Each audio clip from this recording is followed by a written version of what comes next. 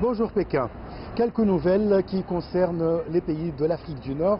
Je commence par la Tunisie où le premier bus électrique de fabrication chinoise a été mis sur les routes tunisiennes pour une période d'essai de 6 mois. Il s'agit du fruit de la coopération entre l'Agence nationale pour la maîtrise de l'énergie de Tunisie et le groupe Al-Badr, représentant du géant chinois de la construction des engins à énergie électrique BYD.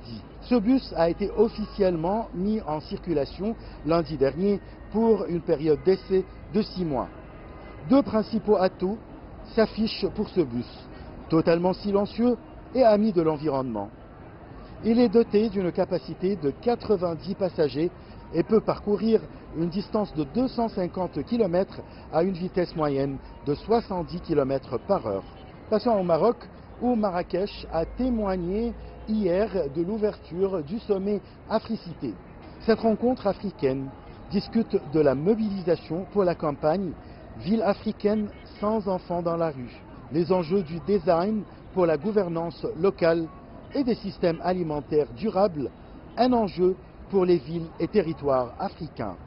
Africité est l'événement phare panafricain organisé par cités et gouvernements locaux de l'Afrique qui se tient tous les 3 ans dans l'une des 5 régions d'Afrique.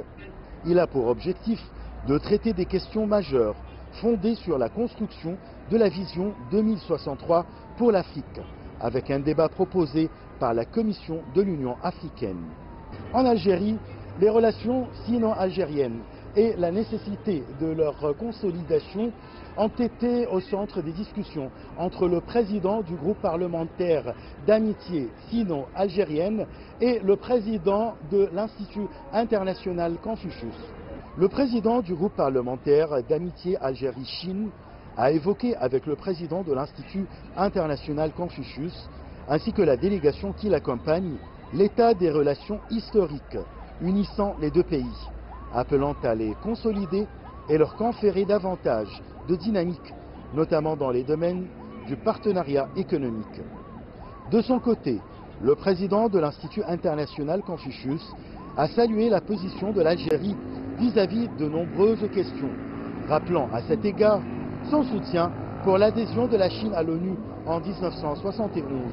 Il a appelé à ce titre à renforcer et hisser cette coopération au niveau d'un partenariat global, exprimant la disposition de la Chine à échanger les expériences avec l'Algérie, notamment en matière de coopération dans les domaines technologiques, de la recherche scientifique et de l'enseignement supérieur, tout en soulignant la nécessité des échanges des visites pour approfondir la concertation parlementaire.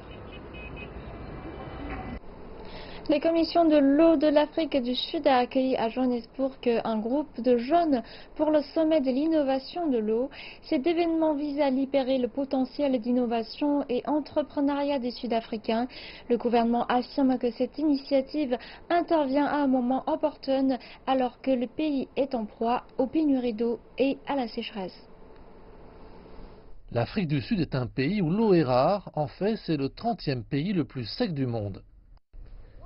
La pénurie d'eau est une menace majeure pour la stabilité économique et la croissance dans de nombreux pays.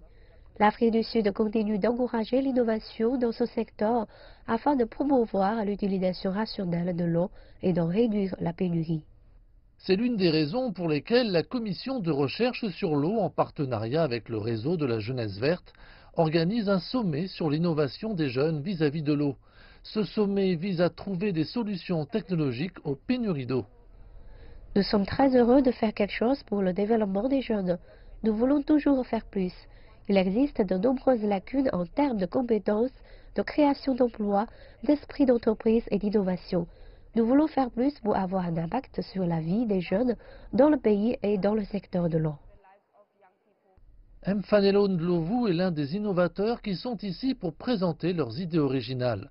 Dans son cas, il s'agit d'un système qui vise à prévenir les décès dus aux fosses septiques des toilettes tout en préservant l'eau. Ce que nous avons compris, c'est qu'en Afrique du Sud, des enfants meurent malheureusement dans des toilettes à fosse. Nous avons donc créé ce siège artificiel en plastique recyclé qui prévient ce risque.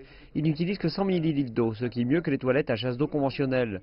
Nous traitons ensuite ces eaux usées. Elles sont traitées en utilisant une méthodologie de traitement des eaux usées et un système aérobie. De plus, en les traitant, nous générons de l'énergie renouvelable. Beaucoup de jeunes comme vous sont ici pour présenter leurs inventions. Nous développons une technologie basée sur une solution d'eau qui aide les agriculteurs à gérer leur consommation d'eau, à réduire le gaspillage et l'évaporation, à réduire leur empreinte sur l'eau et à les rendre plus efficaces en termes d'utilisation de l'eau.